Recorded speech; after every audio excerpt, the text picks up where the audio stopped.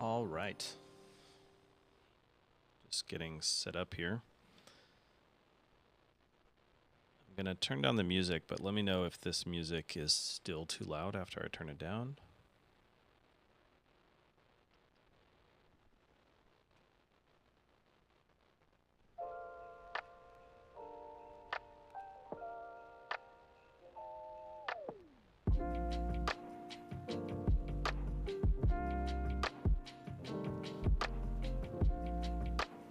Okay.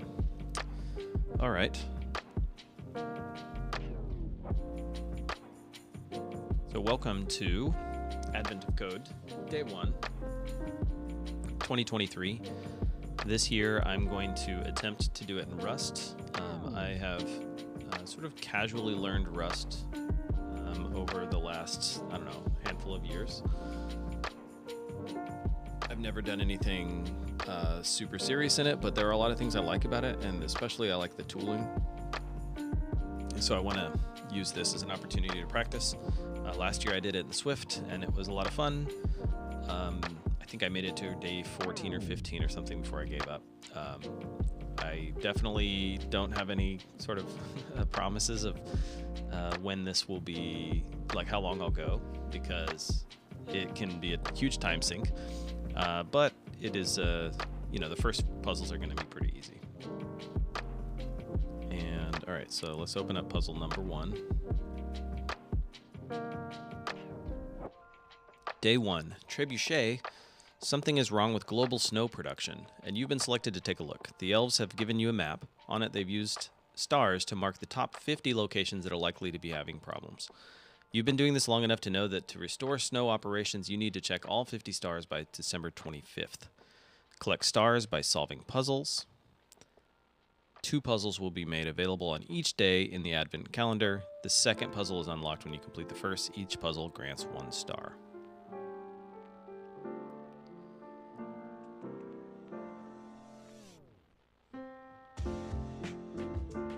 You try to ask why they can't just use a weather machine, not powerful enough, and whether they're even sending you, where they're even sending you, the sky, and why your map looks mostly blank. You sure do ask a lot of questions, and hang on, did you just say the sky? Of course, where do you think the snow comes from? And when you realize the elves are still loading it, realize the elves are already loading you into a trebuchet, please hold still, we need to strap you in. As they're making the final adjustments, they discover that their calibration document, your puzzle input, has been amended by a very young elf who is apparently just excited to show off her art skills.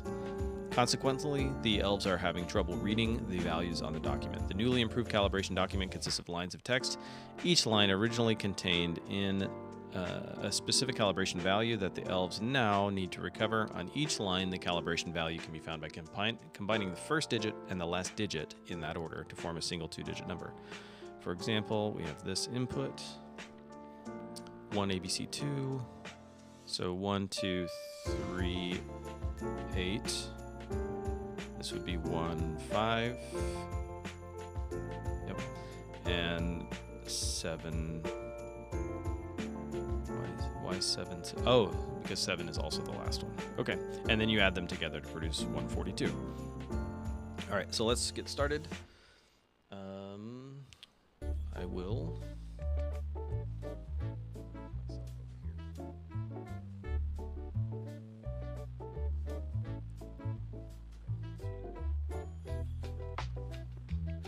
All right, so so I'm using Rust 171. I don't know if that's a recent version or not. Let's actually just double check.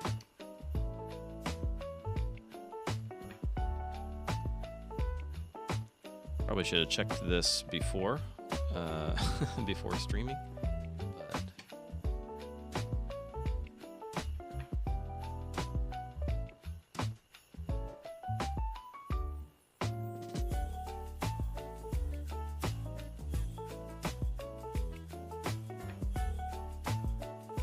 Yeah, 174. So I'm a little bit behind, but I don't think it will matter much. All right, so I'm going to do cargo new day 1. That gives me a day 1 package, and I can open that up. And I'm going to use Visual Studio Code, unless I have a strong request from the audience not to use this and use Vim instead, but the tooling inside of here is just too good to ignore. And I think I need all the help I can get. All right, so this gives us a cargo.toml. Let's see. I think this size probably fits best. So we've got a cargo.toml, and this will allow us to add dependencies. We've got a main.rs, which prints hello world. And if I can run this by opening up a terminal here and saying cargo run, and this should run it. So I'm gonna do this, and it says hello, hello world. All right, let me see if I can do. Oh, I don't have my prompt anymore. My short prompt. Oh well, we'll just deal with it. All right. One thing I do want to add here is. In here, if you add a bin folder and then you add a file in there, I'm going to call this part1.rs. And then I'm going to copy this over here. And this will be hello part1. Then I'll change this one to be, let's rename this to lib.rs, I think. I think that's what I want. And then the idea is that you can now say cargo run part1. And if you only have one thing in your bin, you can just say cargo run, and I think it still finds it. Yeah, it does. Okay, and then in part1, this is going to have to use, this is going to call code from here. So maybe I say pub function part1, and we will print line part1. And here I'm going to say use, let's see, part1, how does this go?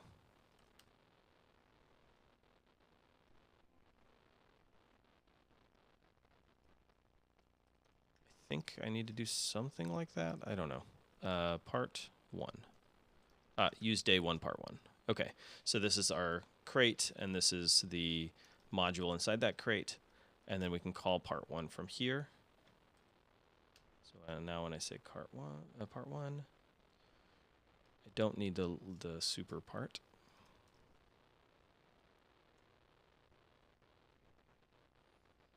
Okay, so this is kind of how we're going to do it. We're going to load up our input, and we're going to call this function. Then we're going to have that over in here. I can have part1 and part2 in the same file if I want to. I can have tests. So this is going to take some sort of input, which will make a string slice, and then it will return a string. So when I go into here, I need to say let input equals, and I'm going to have some sort of string, and then I pass that over into here. So I'll pass in input, and then that's going to print line, say part1, and then we'll pass in the output.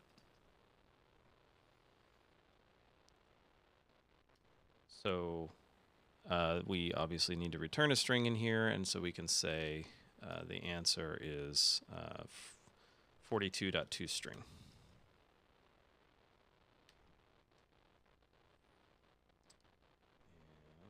Okay, so we sort of have everything set up the way we want to. I want to now create a test, and I'm going to have to refresh my memory of how this works. Config test, I think. Mod test. And then here I can say fn test part1. Let input equals, not that. Let's grab our input from before. semicolons, and then we will call, let's see, assert equal that the input is equal to, and they said it was 142.toString.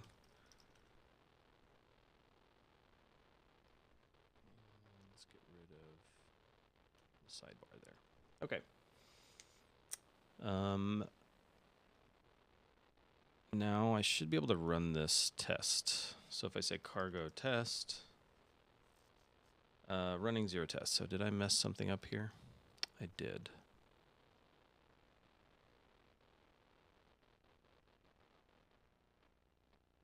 Let's look that up real quick. So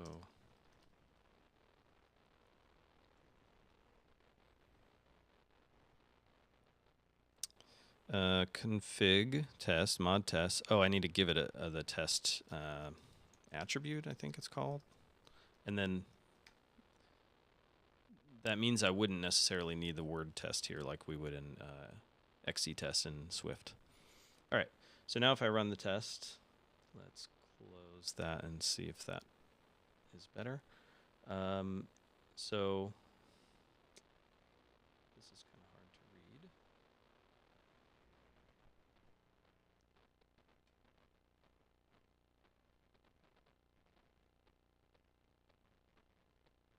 It panicked.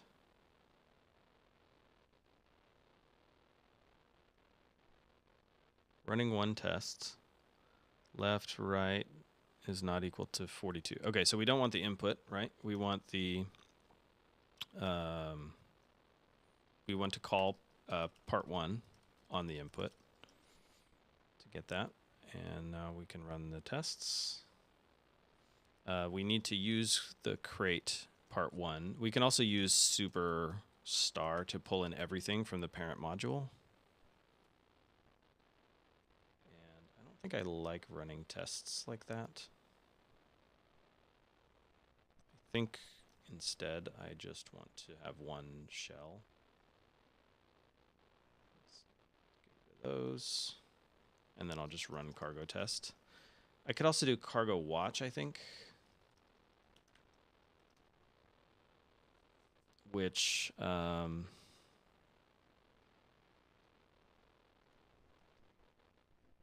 yeah, so that will continue running. It's running cargo check. I don't think it's testing though. Let's see how we can do that, because I think all this setup is going to be useful for later. Cargo watch tests. I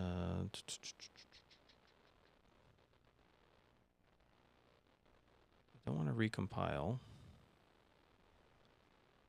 Cargo watch, run test.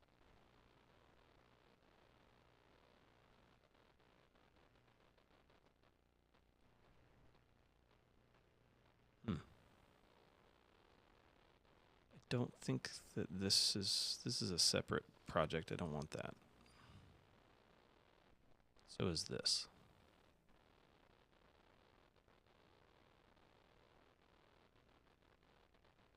Okay, well, I will figure that out. If you know, drop it in the chat.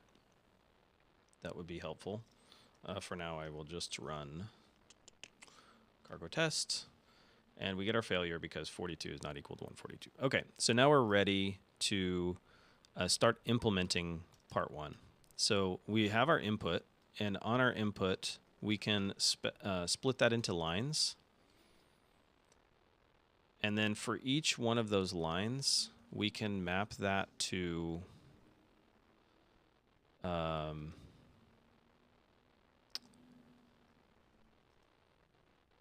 its chars iterator. So this is going to give me an iterator on all the characters in that line. For each character, let's see, is there a compact map on that or a flat map? There's a flat map. So what I want to do is, for each one in here, I could do this in the sort of brute force, or not brute force, sort of non-functional way. So this would be, first would be some sort of number, probably a U32. And the question is, can we guarantee that there's always a first and a last number in the input? So let's take a look at our puzzle input.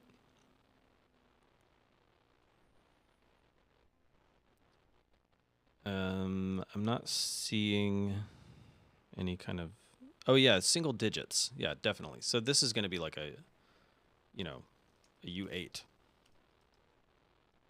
And I'm going to say that this is a, let's just say it's 0. And then last will also be equal to be 0. So then we can say for C in line.chars. And if the, let's see, the first one, actually, I think I do need this to be an option type. Yeah. So we're going to do an option U8 for both of these. Okay. So then here, if C.is numeric, let's just double check that I have that right, is numeric. Returns true if this char has, yeah, okay.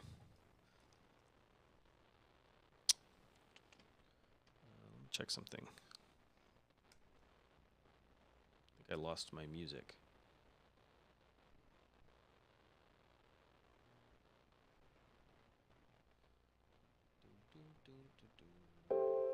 Yeah, that's weird. Okay. Everything else is going okay. All right, stream is healthy.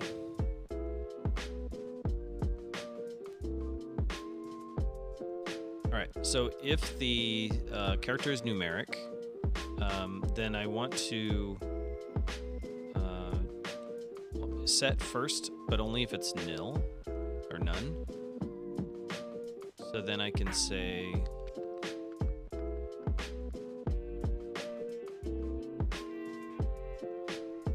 if let, or if first is none, then we can say first equals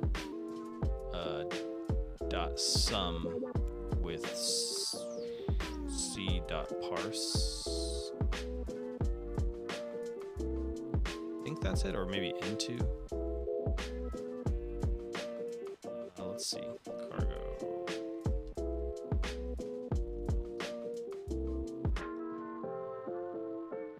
So these should be equal to none. I assumed that would be the default. Line expressions in this position are unstable.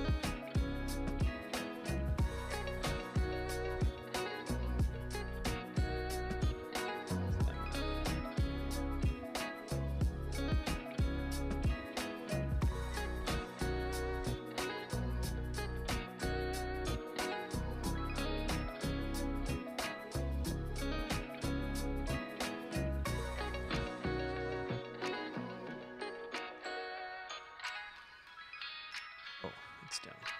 Okay, here we go.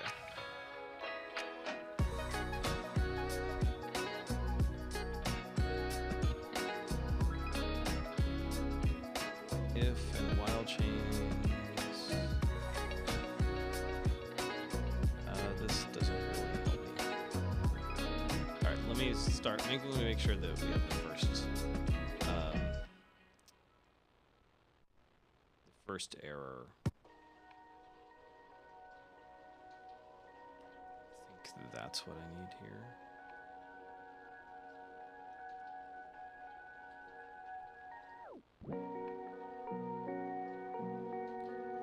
I need a semicolon there.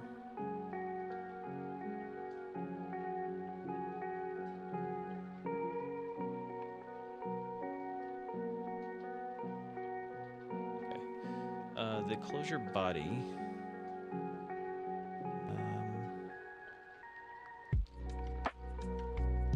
This returns the preceding closure into a statement.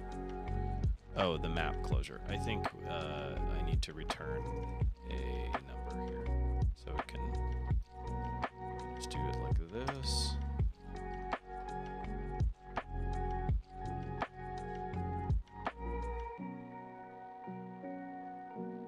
Okay. Remove the extra argument.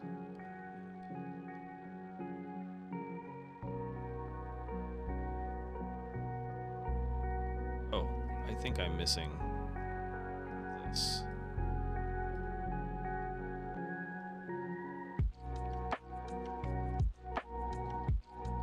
Okay, there we go. Yeah, I was missing my curly braces.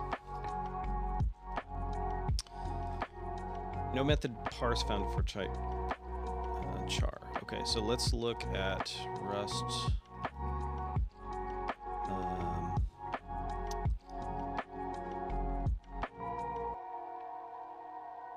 I think I can just do into, because there's from char for string and unsigned, so I think I can do c.into, which should be able to. Okay, it is not implemented for U8. Oh, okay. That's interesting. It is impl from U8, char from U8, but it doesn't have an into. Let's see.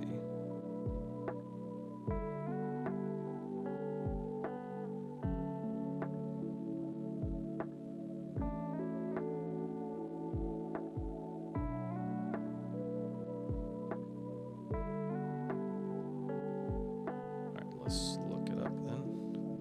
Rust char to U8.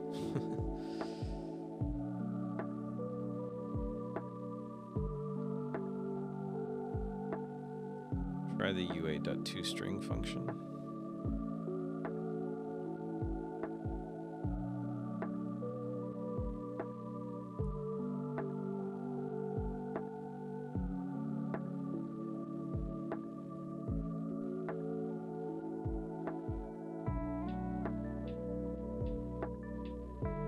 To put it into a string first? That seems weird. String is not, from string is not implemented for U8.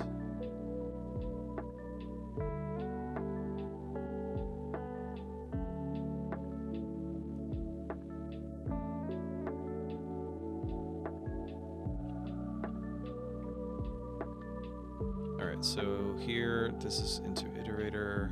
If it's alphabetical, filters, and then ASCII uppercase.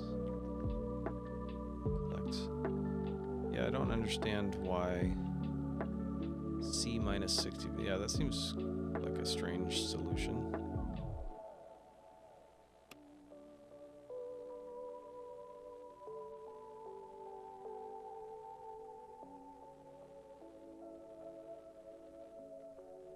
Some characters are out of U8's range, yes. That's true.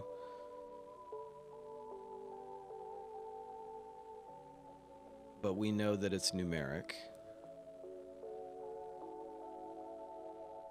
Okay, how about Rust string to numeric?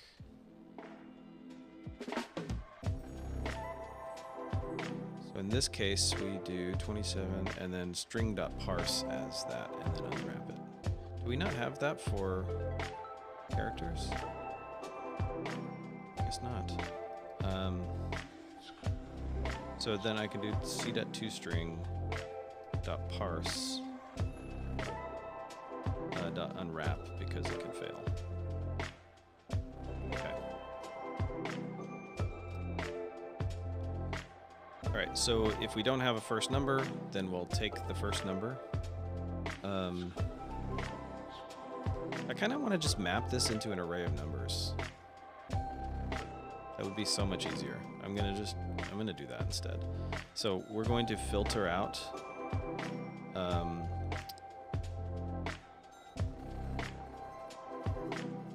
That needs to be inside of here. So we're going to say let nums equals line.chars.filter c.isNumeric. So now we've got our numbers. Yeah, this is going to be way easier. And then this can return a tuple with first and last. Nums dot first or nums 0 and last. Does that work? Chars is a method. True. Cannot index into that. Okay, I need to collect that into vac. Filter. Then collect.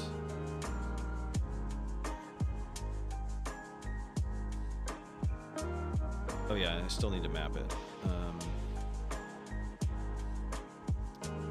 So this will map each character into toString.parse, and I think I have to give it some hint here. So we'll use TurboFish syntax, parse that into a U8, then unwrap, then collect. And it wants to know what type this is, so let's also give this a hint and say that we want a vac of U8. That. Okay. And to get the last number, you have last unwrap.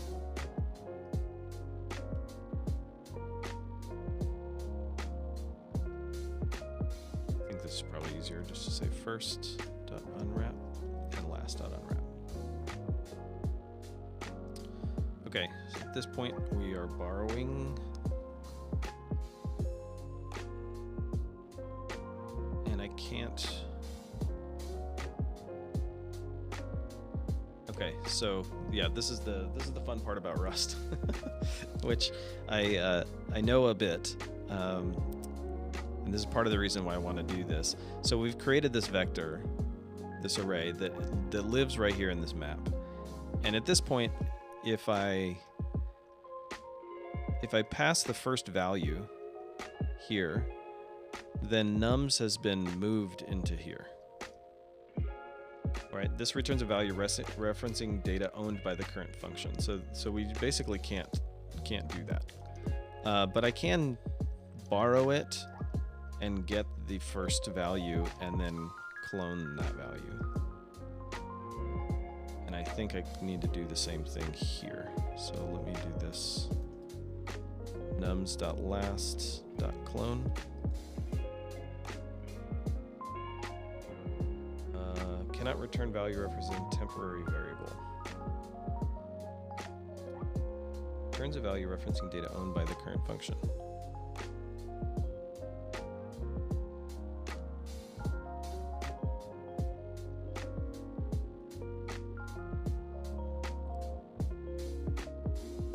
Don't want a reference to number. Let's see. Let first is nums.first.unwrap.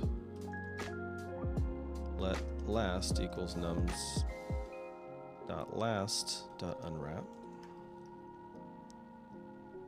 Then if we do first and last, we should get the same error, but then so first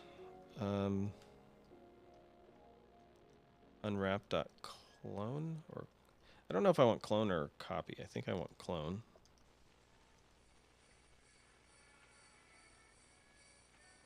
Okay, I'm not sure why I couldn't do that inside of here. Maybe it's because I was borrowing and I didn't really need to.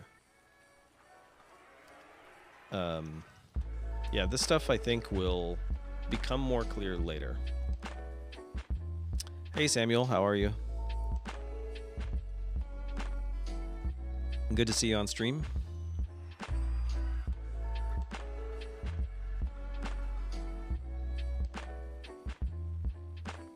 I am currently having fun with the Rust borrow checker. Okay, so at this point now I've got my result here is just 2 items, and I just want to return the sum of those 2 numbers and then convert it to a string. Good here, finishing up work before a little trip. Nice.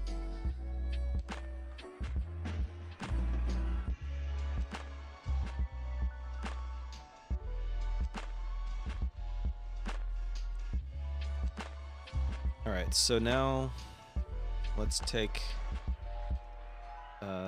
we'll call this first last, and then that is a, why is that a tuple? Oh, it is a tuple because I need to add the 2. Yeah, I just need to return first plus last here. I don't need to carry them forward because at the very end, oh no, it was a string. That's what it was. I need to return a string with these 2 numbers. And format, I think it's called. Yeah. Format. First last. So now we've got an iterator of strings, but I don't want string either. I want to parse that into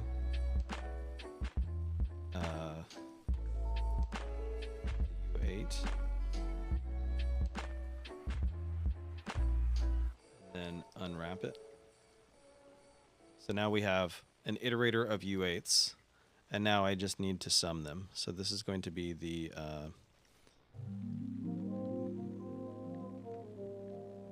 what are we going to call this? I don't even remember what the problem called it. Here. Calibration, lines of text. We need calibration values. Calibration values. And then we just need to sum those, which we can make that a little smaller. Calibration values. Oh, I can return the sum. Nice. So at this point, I just need to return the sum of all of those converted to a string. Does that work? Can I infer the type parameter s from sum? Okay, let's do that. Let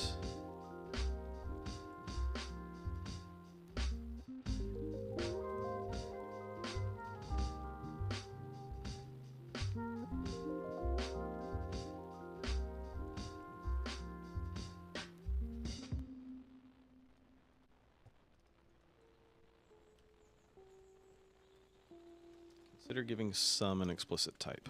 It should be a U8.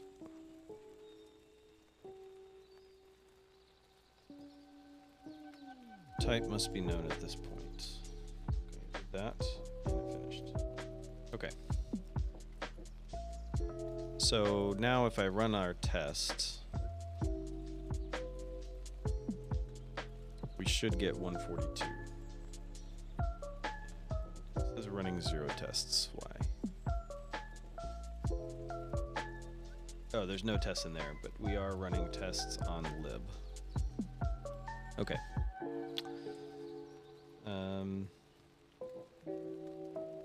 Is there a way to just run the one test? Is the watcher on the right built in, or a package you installed? It's built in. Yeah, that's one thing I said at the start of the stream, is that one of the reasons why I like Rust a lot is that the tooling is fantastic. And it basically works in almost any editor. Well, I say almost any editor, but like the experience, a whole lot of people use Vim and they get all of these same completions and stuff. VS Code's integration is fantastic. There is a way to get Cargo Watch to run whatever command you want. And I haven't figured out how to do that yet, but I will. So right now, Cargo Watch is just building, it's not testing.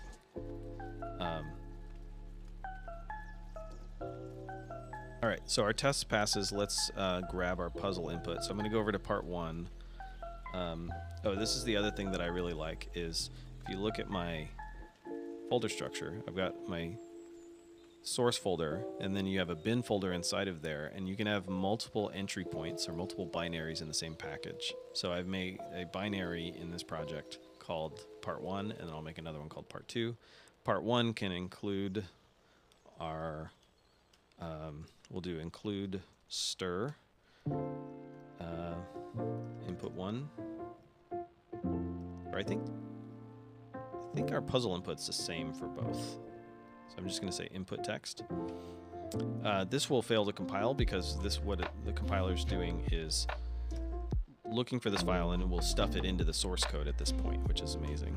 So I think what I want to do is make another directory. I guess inside of here, or another file. I'll just say input.txt. I may change how this is all laid out later, but all right, let's grab our input, save it, and now we're going to be running it. So when I run cargo run part 1, can't find that because it's not in this folder. It's one up from there. Panicked to add with overflow. Okay, so my numbers. Yeah, the sum can't be a U8. The sum should be a U32 because I'm adding a bunch of U8s together and they can overflow.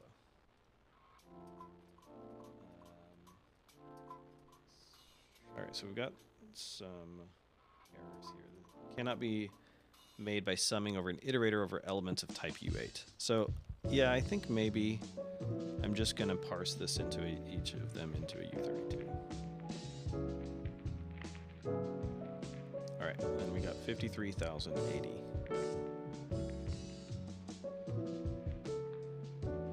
That's the right answer. Continue to part 2. Your calculation isn't quite right. It looks like some of the digits are actually spelled out with letters 1, 2, 3, 4, 5, 6, 7, 8, 9 also count as valid digits. Equipped with this new information, you now need to find the real first and last digit on each line. Okay, so I'm just going to copy part 1. In fact, I think what I'm going to do is add a new file here called part 1. Paste that here, including its test.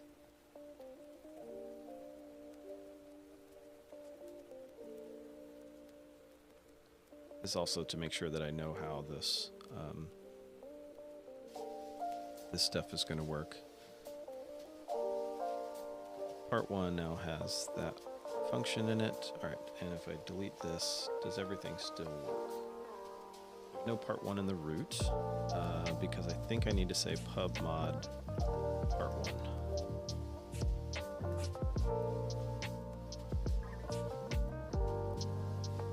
Okay, part 1 is not a function. That came from the bin folder, part 1. So I need to reference this. So this is the crate we're in. This is the module that I'm importing, and this is the function or whatever type inside of the module that I'm using.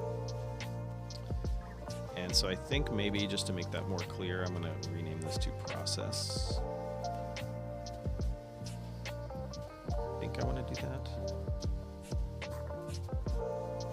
Process. Yeah. Then here, this will be part 1 process. Does that work? Let's try. Unused import, part 1 process. Oh yeah, and I still need to call it process. Okay. All good. Now, part 2, so I can add a new file here called part2. This will have a pub function process. It will take its input as a string slice and return a string. For now, we'll just do that. And actually, I think we probably want to just start with what we had before. And then we need a test, and I want to write this out because I always forget how it works. So this is mod test, test, function, test part2.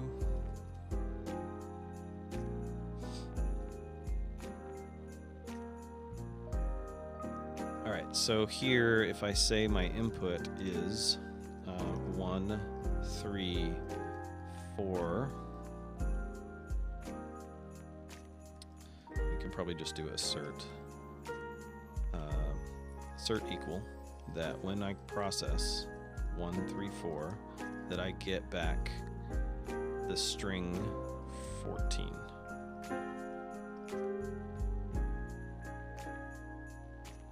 And then this I need to use superstar to pull in that process method. Okay, so now if I do cargo test, I need to maybe tell it about it. Pub mod part2.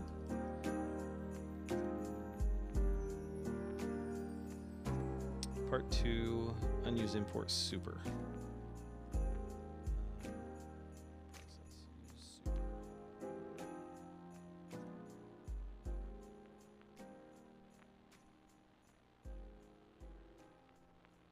That's surprising. That's surprising because I needed it in part 1. Part 1 used super and called process, just like that. Test, config test, pub function process.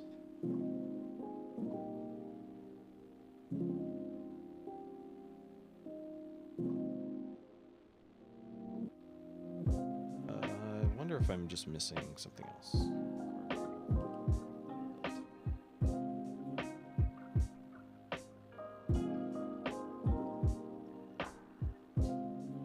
It's still running. Okay. Unexpected argument. Oh, interesting. So part 2 isn't being compiled maybe because I don't have anything that references it. I don't know. Let's try this. This will use day 1, part 2 process. And we'll have a function main.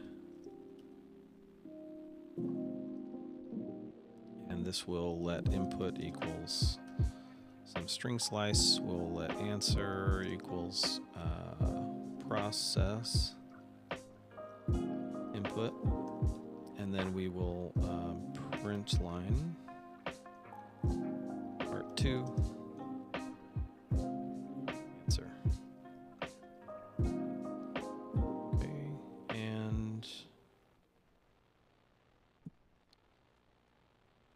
Ah, that's what I did wrong. Parentheses.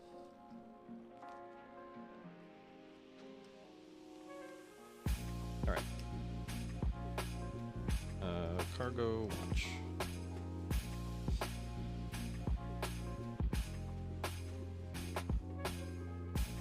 Really tell me what I'm doing. So cargo run part 2. Oh, dash bin part 2. Okay.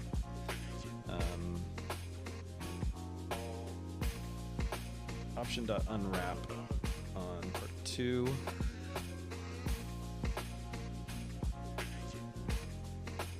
First.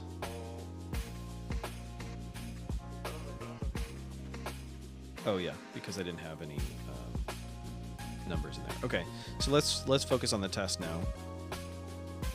If I do cargo test, I don't know how to specify which test, but it's pretty obvious that it failed. So the left is 33 and the right should be 14. So we can no longer filter out characters that are numeric. So I wonder if I should just replace the string before I iterate over it.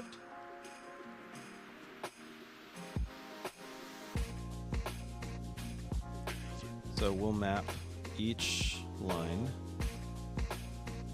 to line.replace 1 with 1. Dot replace 2 with 2, etc.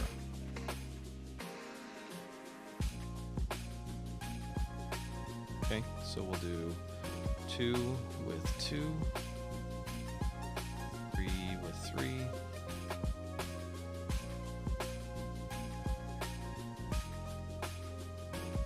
4 with 4,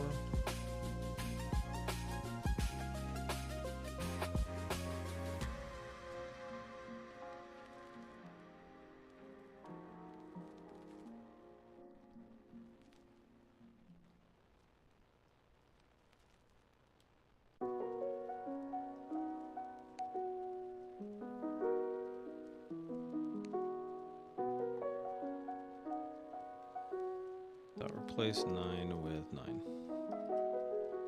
And did they say 0 was in there?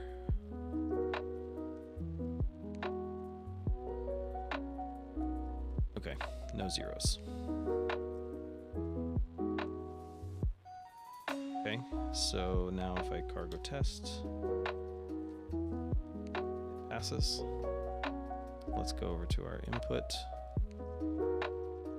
Do include stir dot slash input.text.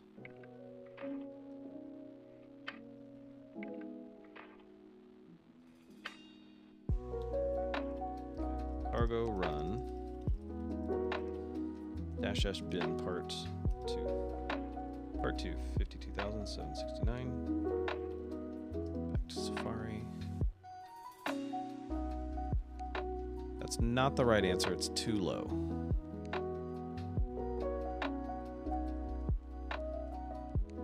Alright, let's do a sanity check on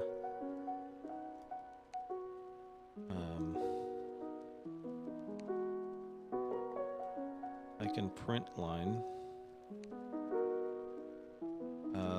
before L, and I can print line after.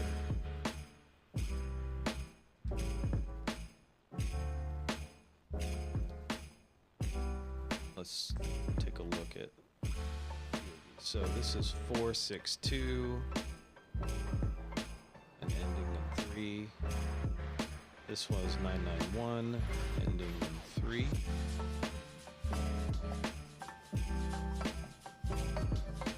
Okay.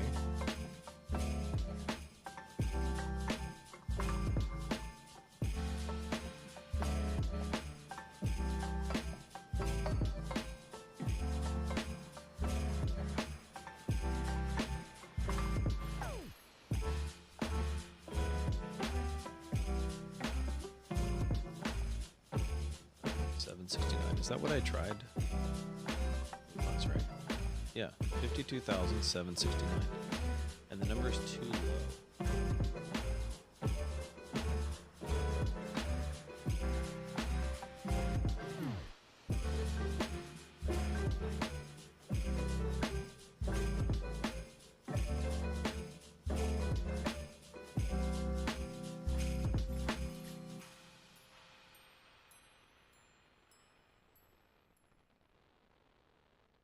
Alright, I'm gonna do a print.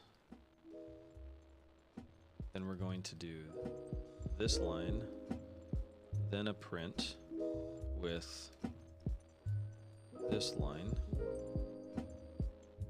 and then here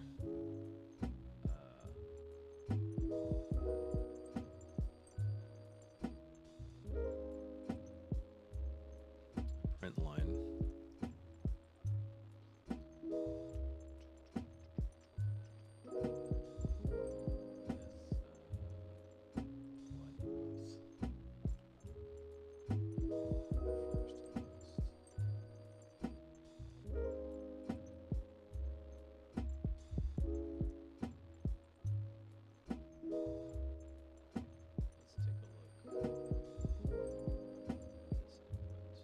like here's an example.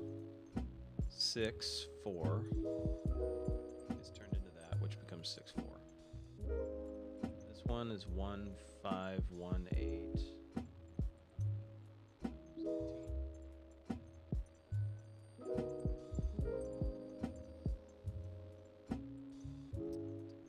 Read the input real quick. 1, 2, 3, 4, 5, 6, 7, 8, and 9 also count as valid digits.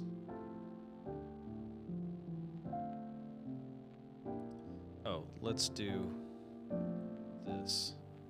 I forgot to include their sample test.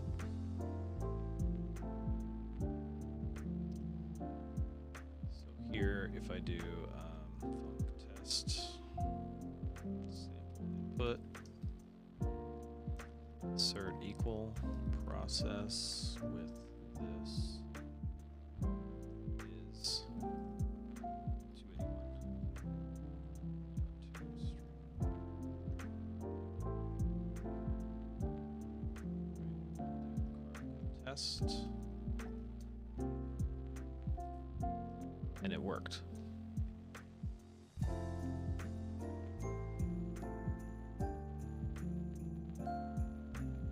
To 1, 2 to 2, 3 to 3, 4 to 4, 5 to 5, 6 to 6, 7 to 7, 8 to 8, 9 to 9. Spell any of them?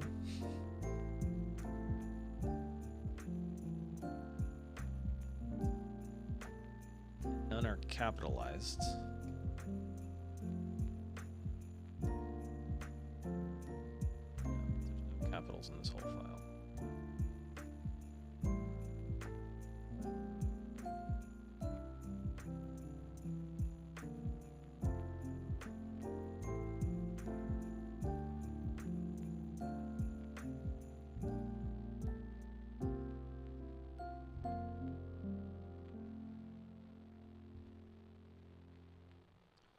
Let's run part 2 again. Just take this output, examine it a little closer.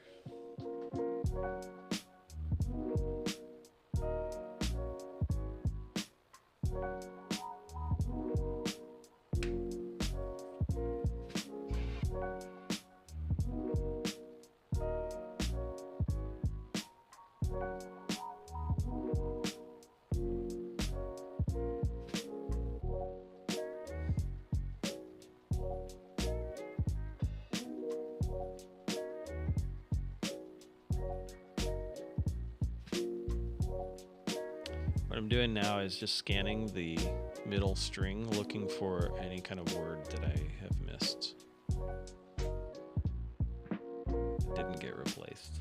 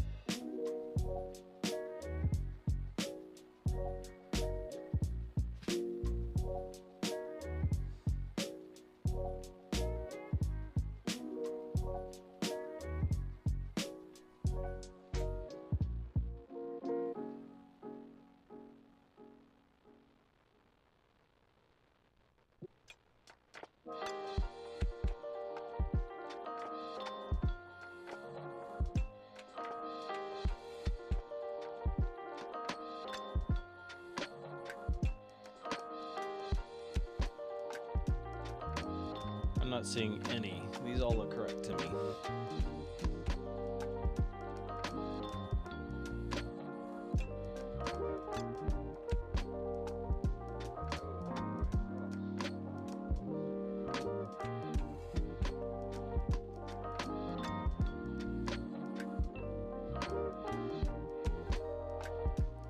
What is the sum of all the calibration values? All right, we'll just take a look at our code one more time. Place, then we map that into all of its characters if the character is numeric, it gets included. And then we do first and last, and then we sum them.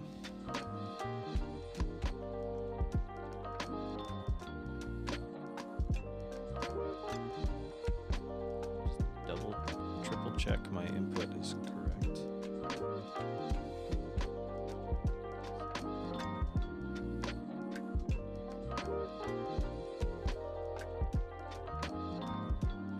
Double check that my part 2 is including that and then processing it, which is using part 2.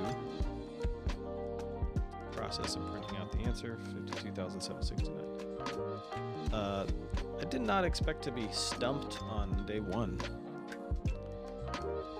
I'm not sure what I'm doing wrong here.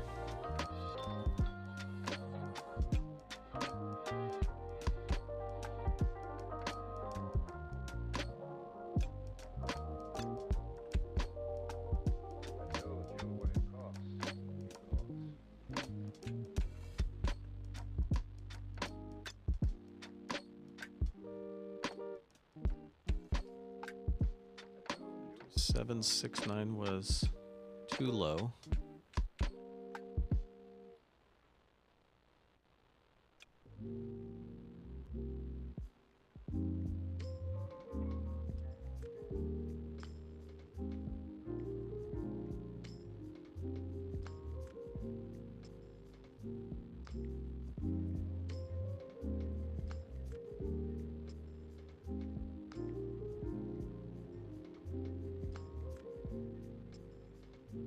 Write a couple of tests to just make sure that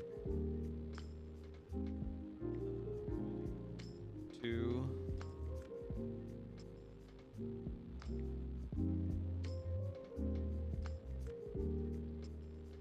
2 5 should be 25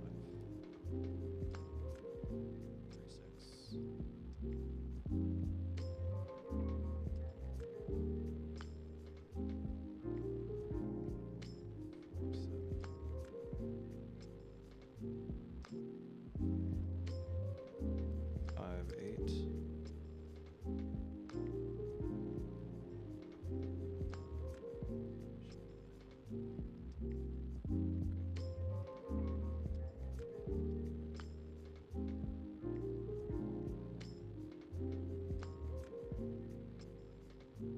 Oh, I never ran this test.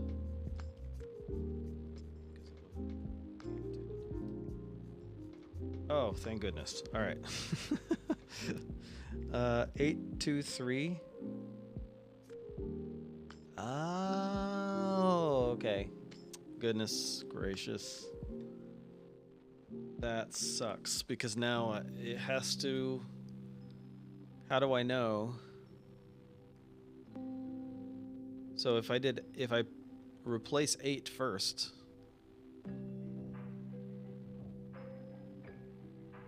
and like here's 2 and 1 together, yeah, so they did this on purpose. Because of course they did.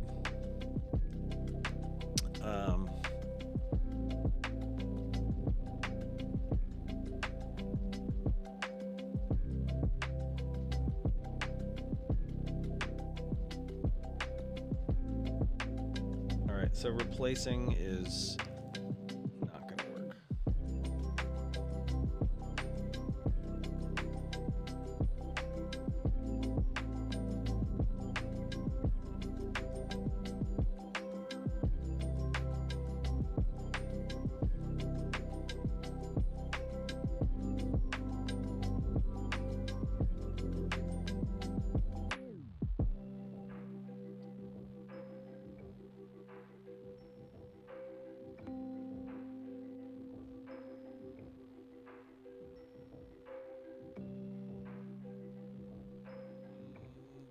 Thinking that maybe parsing is a better approach.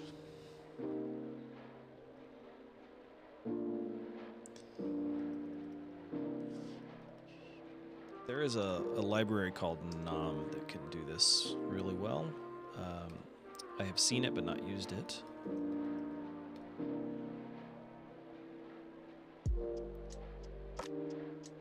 So the idea here is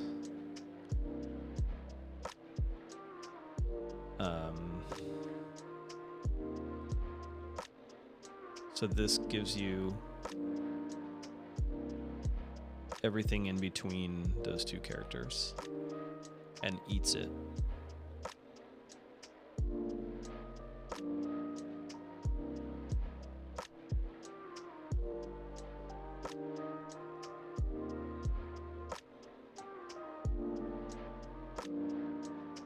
Yeah, so like in this case, you can either take a tag of ABC or a tag of EFH.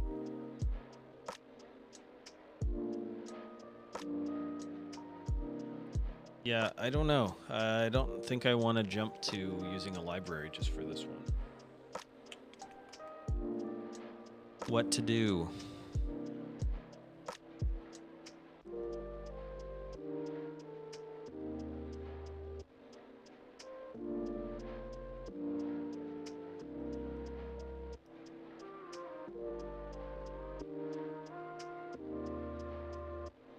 Because we can replace, but we need to give precedence to the ones at the beginning.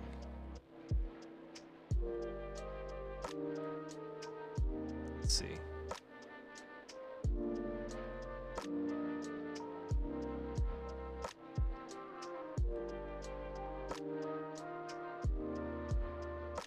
Let me look at the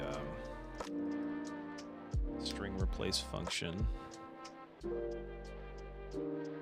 This does the entire thing.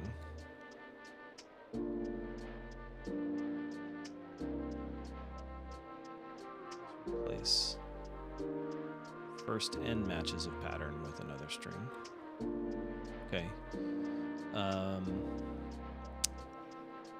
Could I do substring?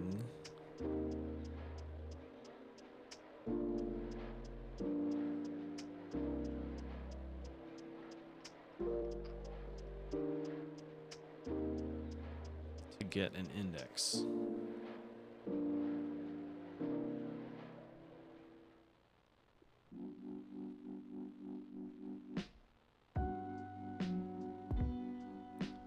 Find turns the byte index of the first character of the string slice that matches the pattern.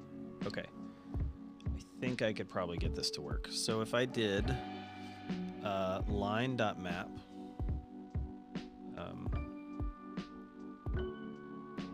map. No, I don't want to do that. I need to take all of these values. Let literals be a map of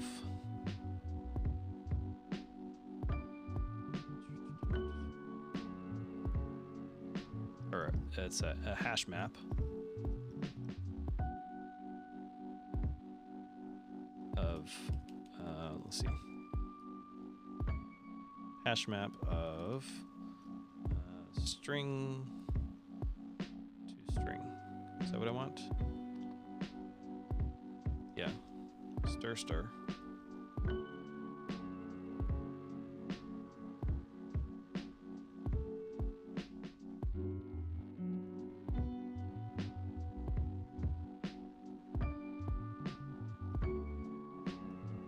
That came out as bool. That's weird.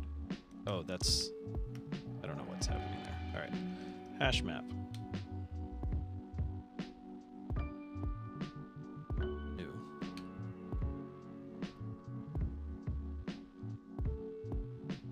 Let me look at a Rust hash map literal.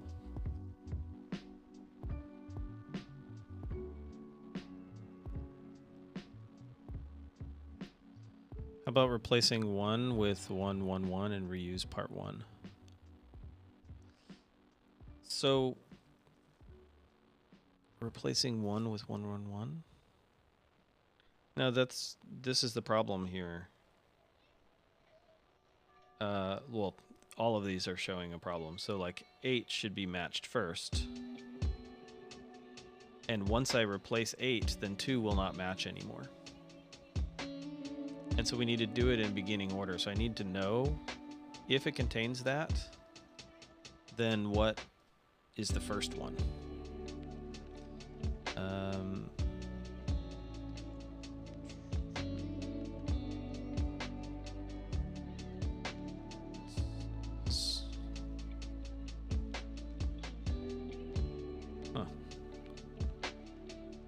Concise or declarative way to create a hash map.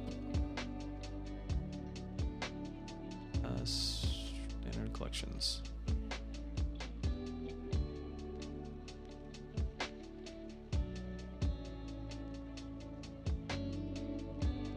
Okay, so it's a tuple of values. Okay, so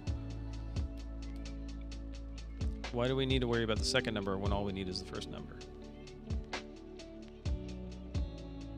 Because I don't know which one to parse first, right? So like if I did it in order, so 2 got replaced first. So what I was thinking is that if I have these literals as a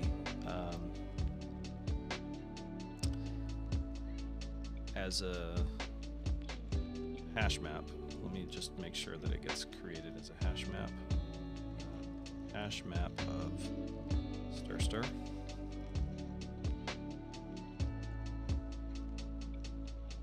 Then here I'm going to do 1 with 1, right? And 2 with 2. So if I did this, then I could say l.find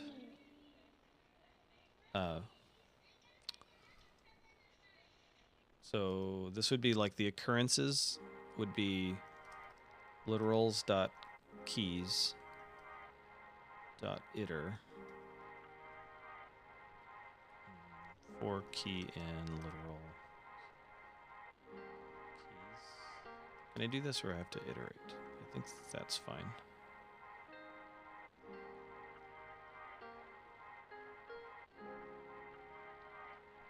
So what I want to do is map the replacement here to its index in the string and then sort it.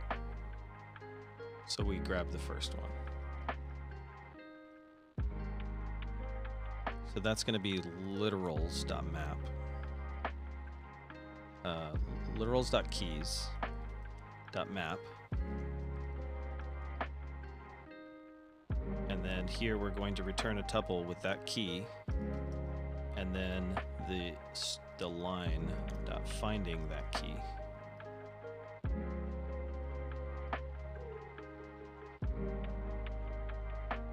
Okay, let positions.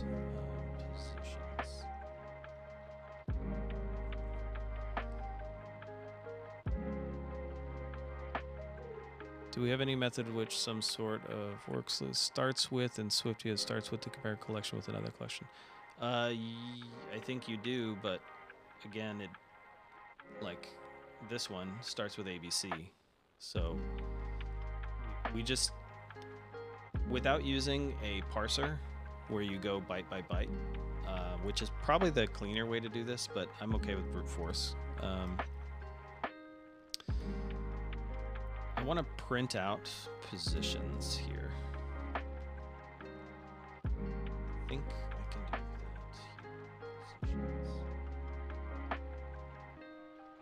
I need to collect that before I print it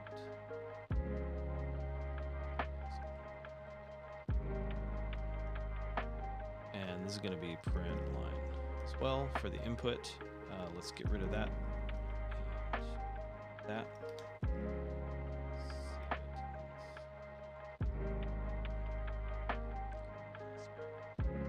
Expected struct hash map found array. I thought that's what they said here. Hash map. Oh, hash map from equals hash map from.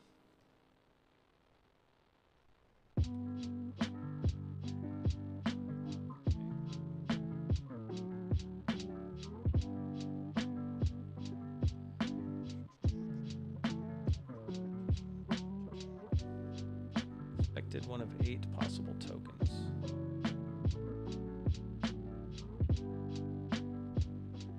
I don't think I actually need to do this.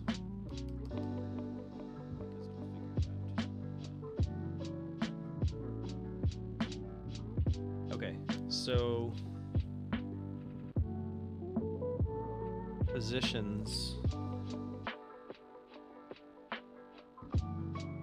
Wait, what did I do here? Positions should return an iterator, and that one should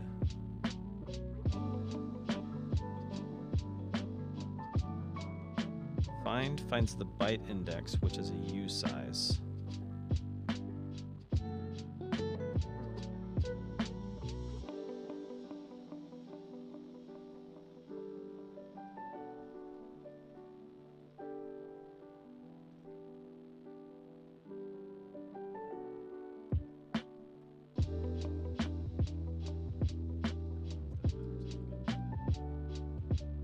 Oh, no, it did not. Okay.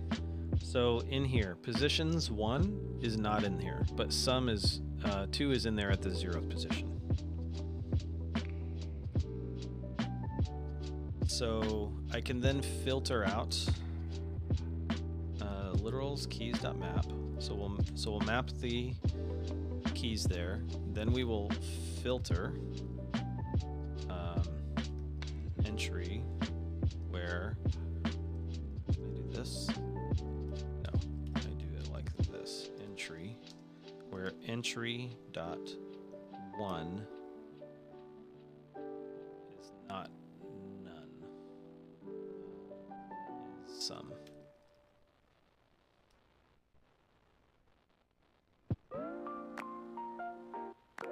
And then we're going to map this to entry. There's probably better ways to do this, but my Rust is, I was going to say rusty, but I'm not good enough for it to have once been valid. Okay, so here we're going to do entry.0 and entry.1.unwrap. So now we have an actual U size. Then we need to collect this into a vec so we can sort it. And sort. I may need to tell it what here. Okay. So now I've got a vec of reference to string and U size. Now I can do sort by. I wonder if I could do sort by key on a tuple. Sort by key. With a key extraction function. Yeah, so f.0. Or sorry, f.1. Okay. Now they should be sorted and only the ones that are in there. Let's see. Semicolon.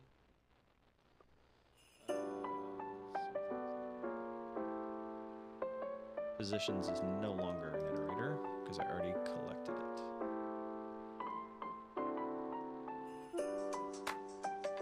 Okay. Getting nothing. All right.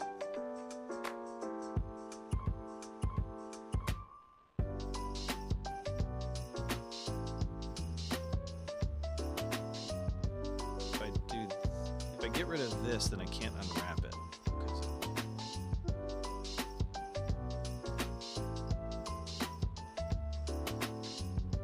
Let me get rid of that and put unwrap or 99 or something. Something that is going to be obvious. Still nothing.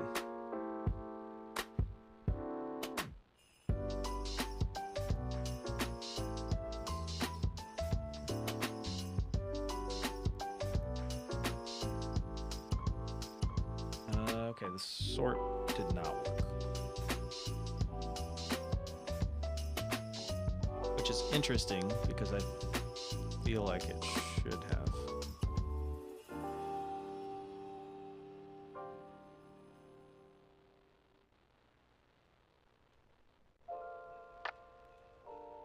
All right, let's run sort by, pass in a comparison function, A and B, E, where A dot 1 is less than B dot 1.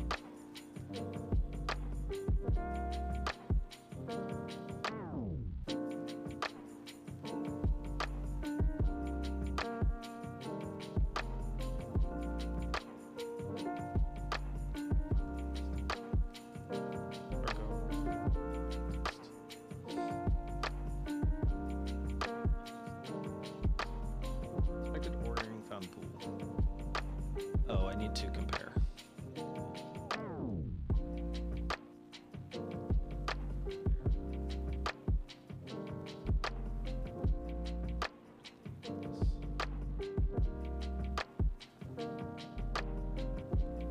Partial CMP.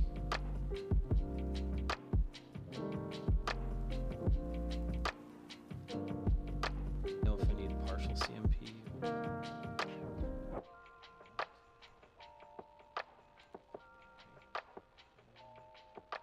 Arguments to this are not correct.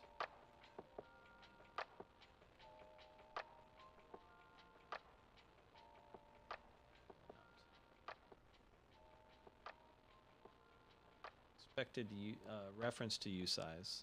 Found usize.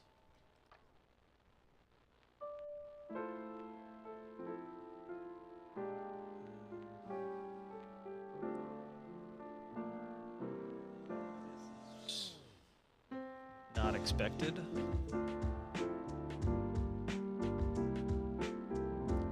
Can you do music lower compared to your voice? Yeah.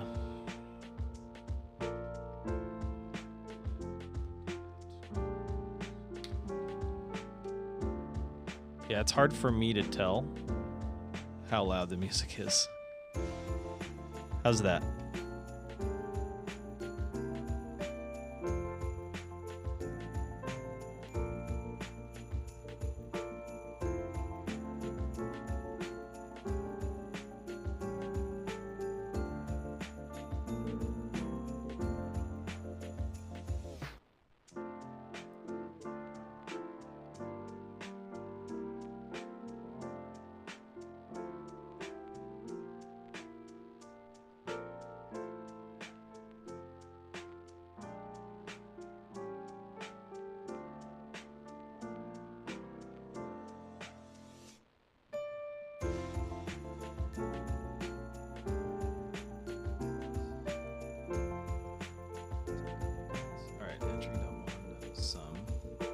The entry to entry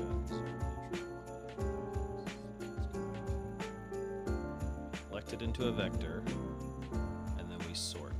I'm not quite sure what's happening here. Am I missing a closing parentheses?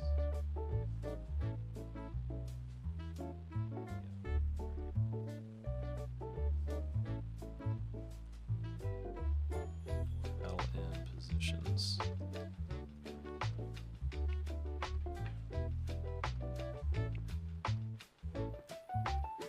I can use a debugger in VS Code. I've done that.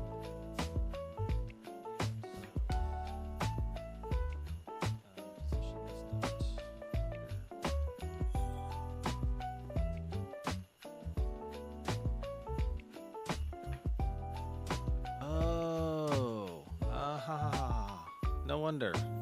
Okay. Sort is doing it in place and doesn't return anything. Weird. Okay, so this gives me positions, and then I could say positions dot sort by, but how can that do that? Because this is not a thing.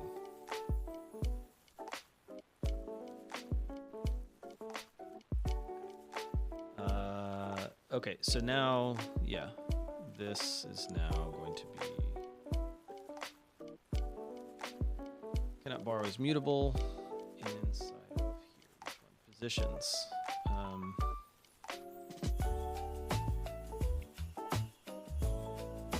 Okay. making progress. So here, now I know what the order of operations to replace are. So for each one, I'm then going to say,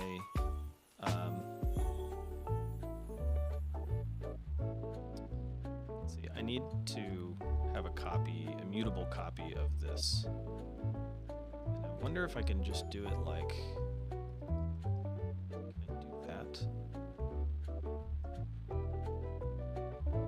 Does not need to be mutable, but I'm going to mutate it.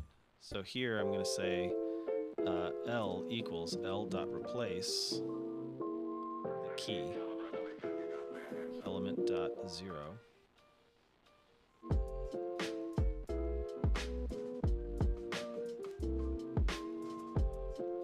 And then I need the key to replace, so this is going to be the value is going to be the literals for that key.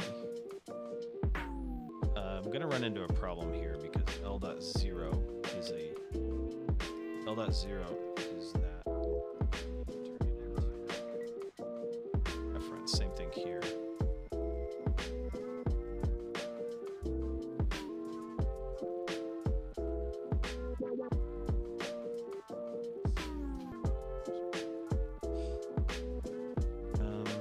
Expected str but found string.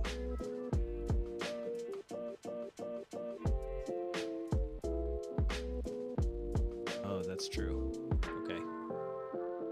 This is a string slice. We need to just make it. All right. So we're going to do let line equals string from L. That will be what we take.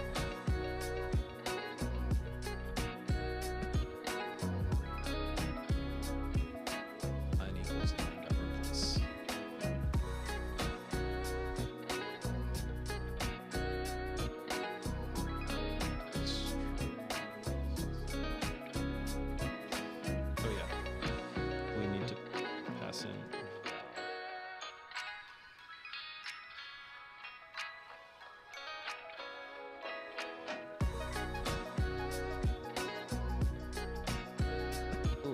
Close, but it's not working.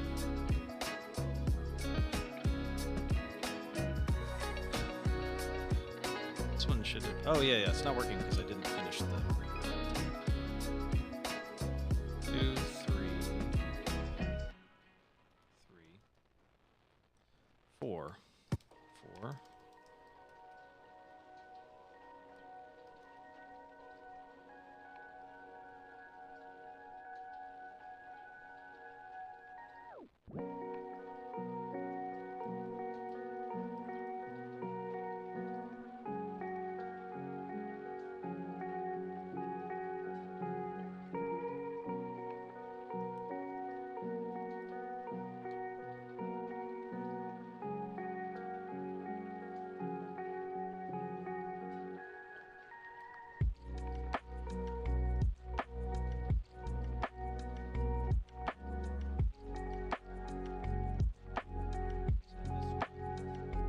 Said it had a 9 in position 4.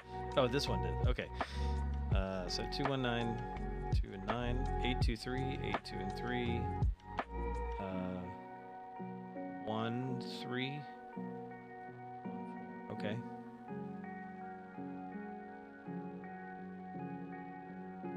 This one, yeah, that one seems fine. Panicked. It was 211, not 281. Check. 281. Okay, so let's print out what answer we're getting in each stage. Oh, I am not replacing it. Get rid of that. I need to... Yeah, I need to return the original one. I need to return the line.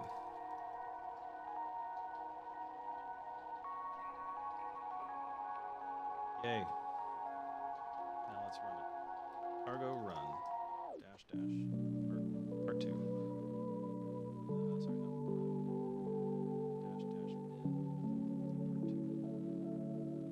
min. 53,269.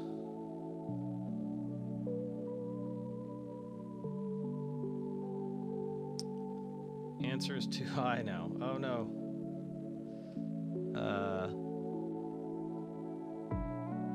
Let me make sure that I did this correct. Okay, so we get the line.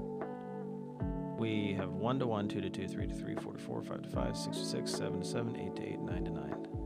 We go through each one of the positions. Did we not sort them? We did. We then sorted them. We saw that they are sorted in here.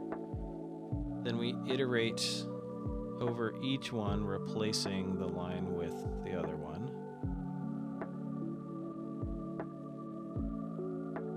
And then return the line.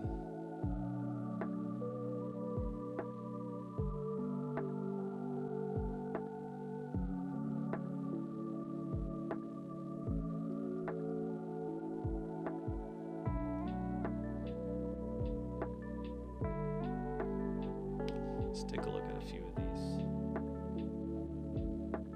So this one becomes 4, 6, 2, 3.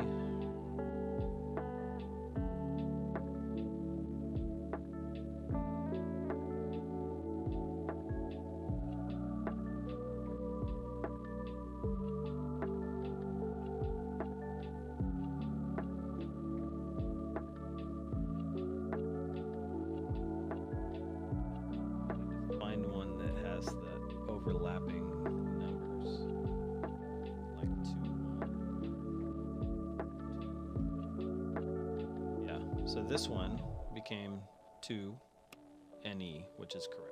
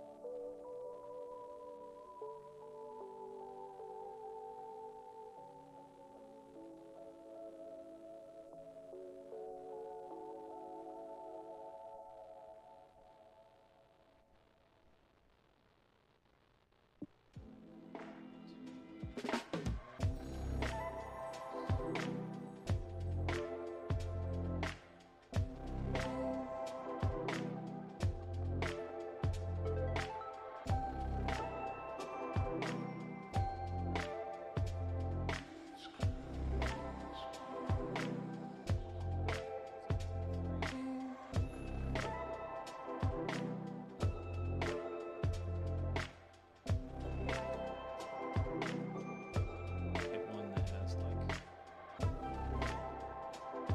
8 or 2. Yeah. So this one is 8WO. Oh, yeah. That's working.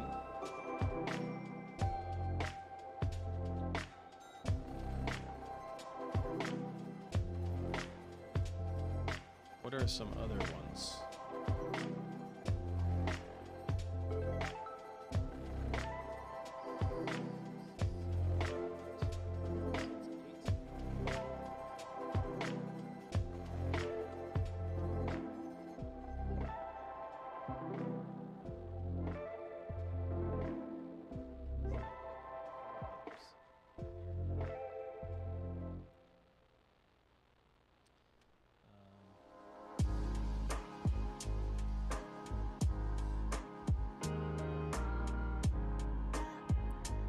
Two, 1, 9, 8.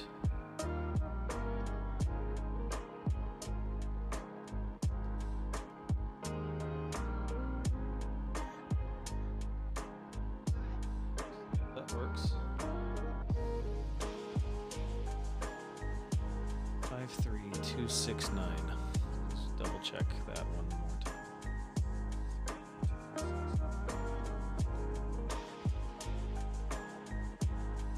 Okay, I think I'm missing one more thing. I am running low on time.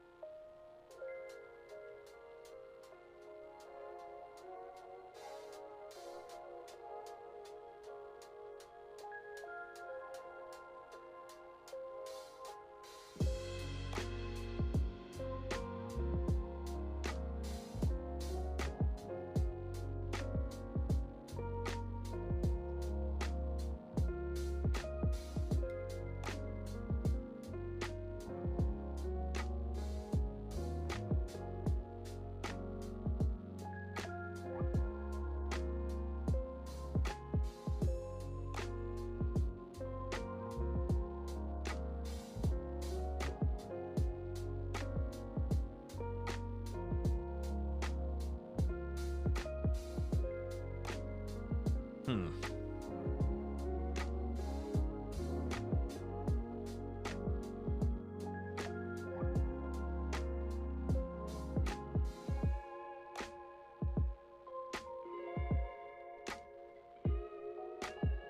Each one of these keys, 1, 2, 3, 4, 5, 6, 7, 8, 9. Find the key. We filter ones that aren't in there. Map that into a vec. We sort it.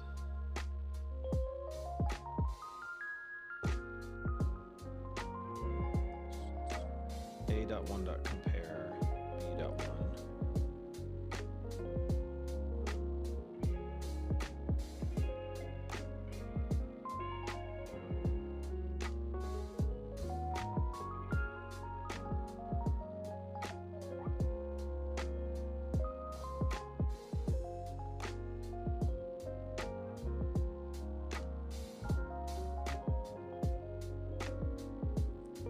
So, yeah, A dot compare B.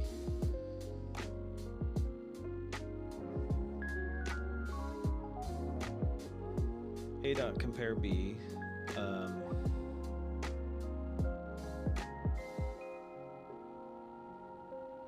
Sorts them in ascending order, which is what we wanted.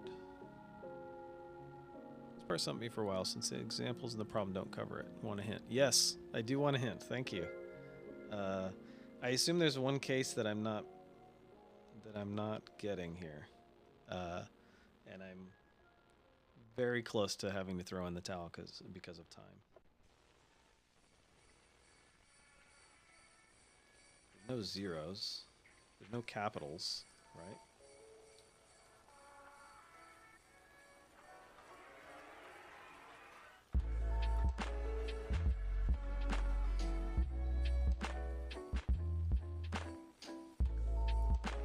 If there's any capitals.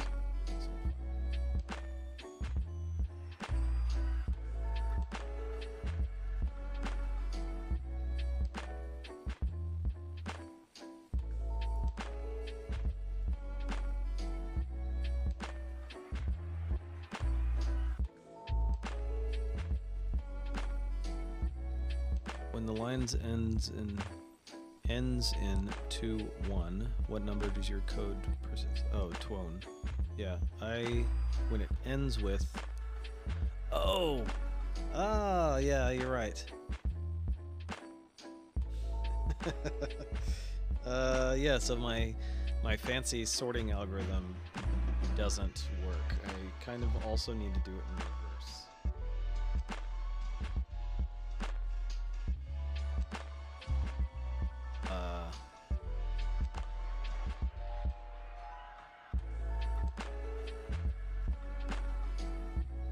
I also, you know what I'm thinking though?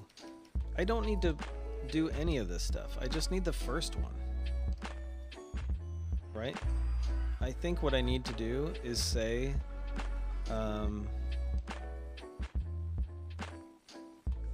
yeah, I think what I need to do is grab the last one and the first one, and that's it. So line equals line.replace from positions.first.unwrap,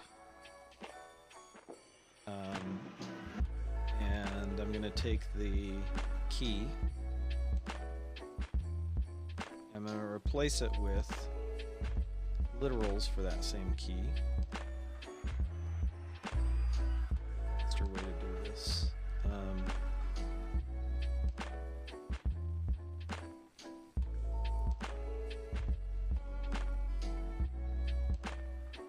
Alright, so we're going to replace the first key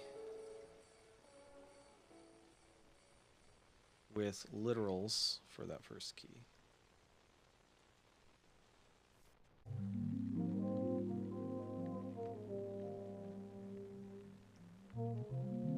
And then we'll do the same thing for the last key.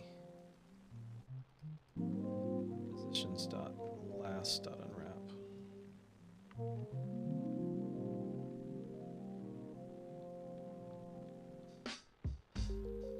We don't need to replace all of them. We just need to replace the first one and the last one.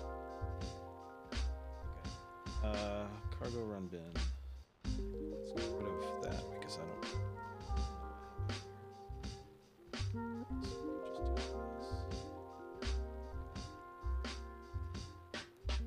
Cargo. Pan-acted option unwrap value part 2 132. Positions.first.unwrap. Oh, okay. Well, if there are none, then we, and in this case there are none. So we're just going to say if positions dot not empty.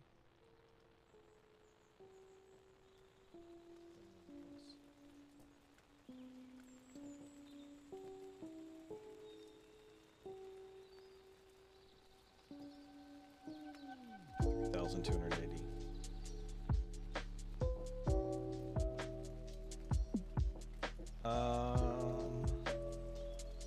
That is different.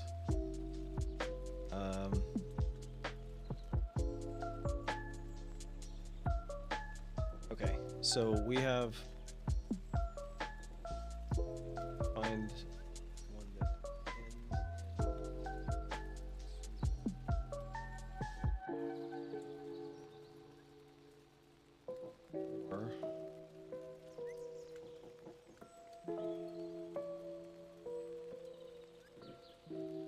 no, I don't need if it ends in.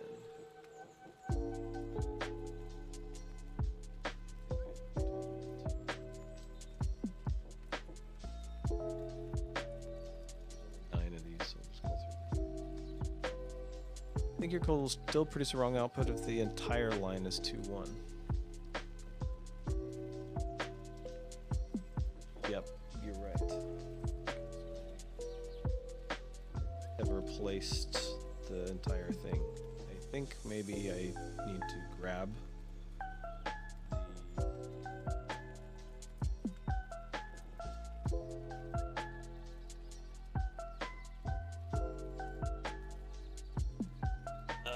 yeah, this is a problem because if I have the position, so I know where to replace, but if I replace one, it will replace the other.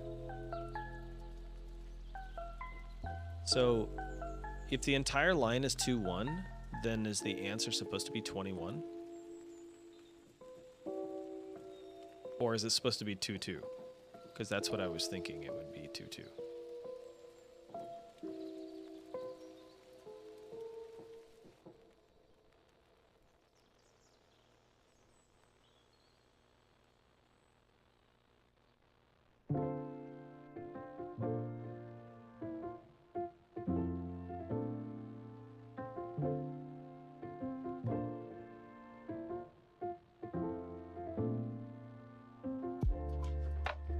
Okay.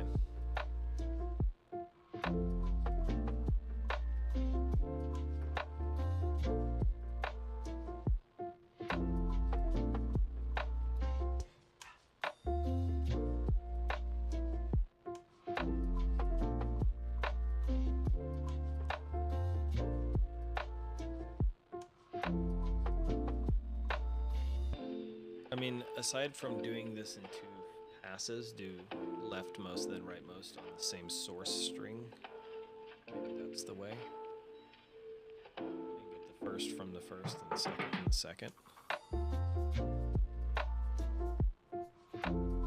So we're gonna call this line L and line R.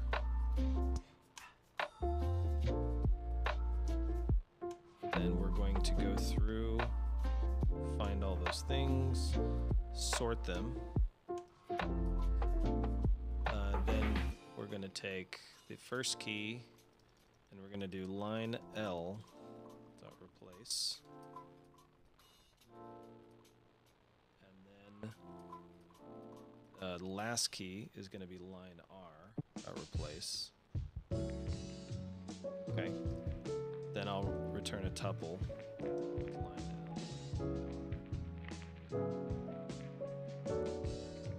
And now I have nums is going to be L nums. Well, L num is going to be first, and then rnum is going to be r dot L and R. So, yeah. Same thing here. Which I'm not super happy with the way this code is turning out, but this is going to be last.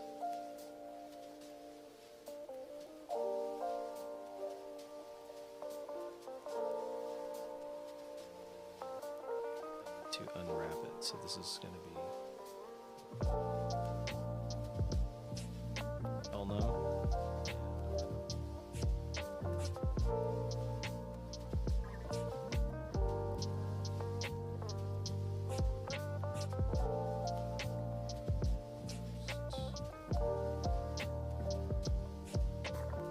Not found in map.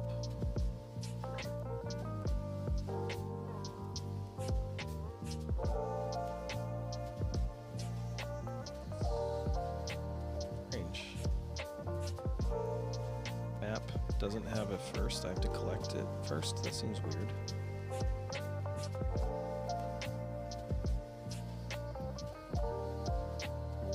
Could take one.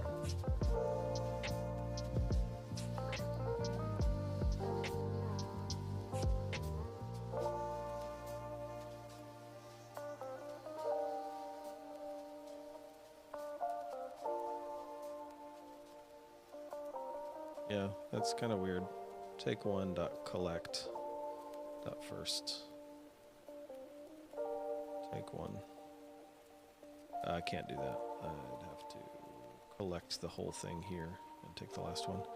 Yeah, this all seems like just terrible code.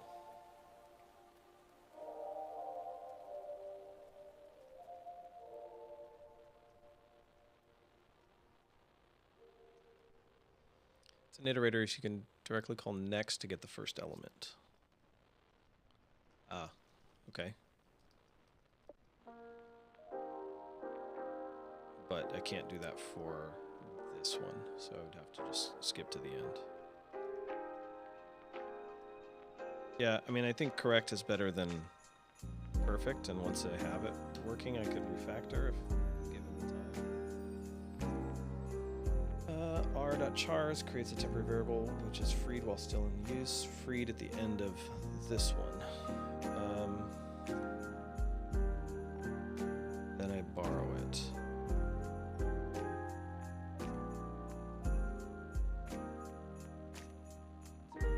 Let binding to create a longer lived value.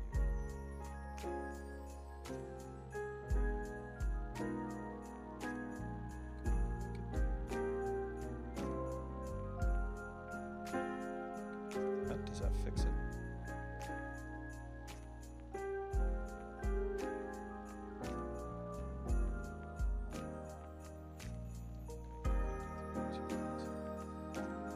I don't know if that's a different number than the last one.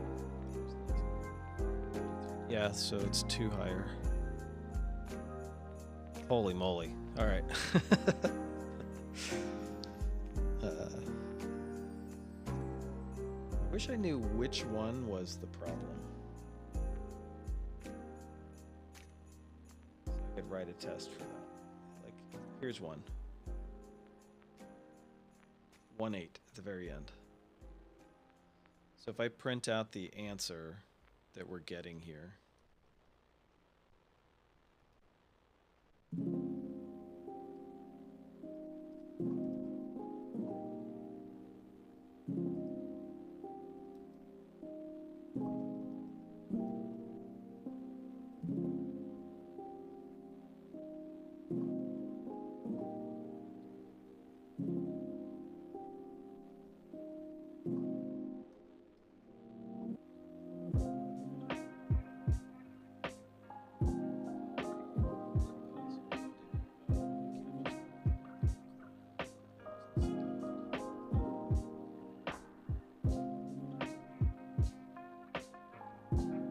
Or I could just borrow, I guess.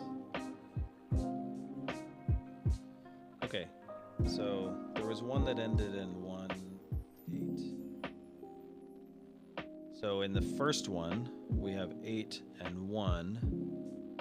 In the second one, we have 8 and 8, which seems correct. Test for this one.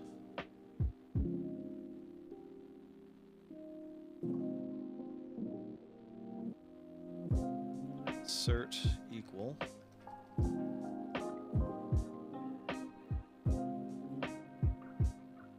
This one should be 8, 8.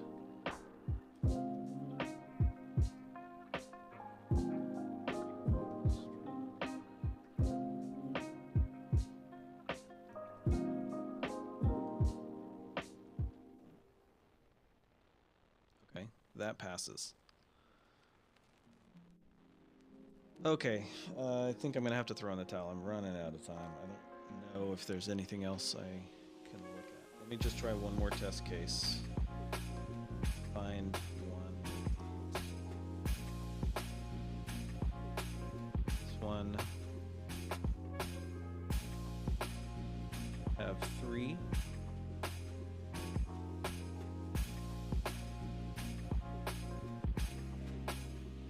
8 is the last one.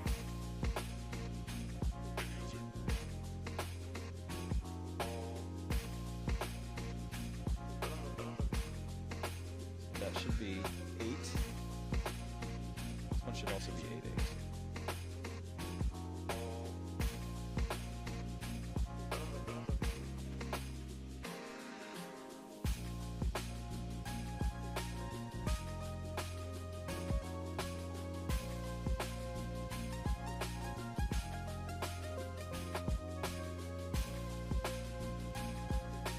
Okay, I'm gonna have to take off.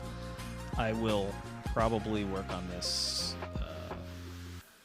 Yeah, I think I was just trying to quickly get it done, and I need to just double check this code. So I appreciate the support, and I will hopefully come back for the answer in the next one. But anyway, thanks everybody for watching.